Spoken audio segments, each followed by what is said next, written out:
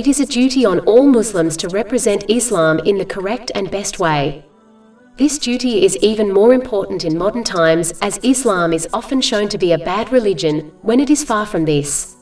The following verse of the Holy Quran points out some characteristics all Muslims should adopt, so that the rest of the world can observe the true and peaceful teachings of Islam. Chapter 16 An-Nahl, verse 125. Invite to the way of your Lord with wisdom and good instruction, and argue with them in a way that is best.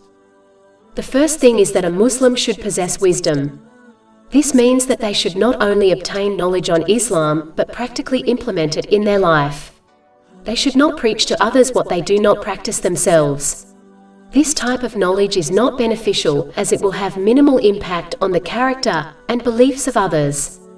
Those who affect others do so because they act on their knowledge.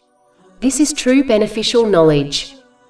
This verse also indicates one should provide good instruction to others.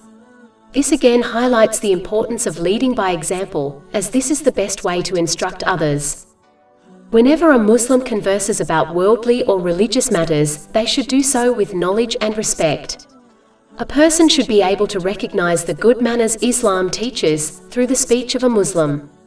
They should use kind and gentle words and never resort to harsh or vulgar speech. The Muslims who behave in such a manner only cause others to believe Islam teaches this type of behavior. And it will encourage the Muslim youth to behave in a similar fashion. Therefore, it is vital for Muslims to always speak in a kind and respectful manner in every aspect of their life.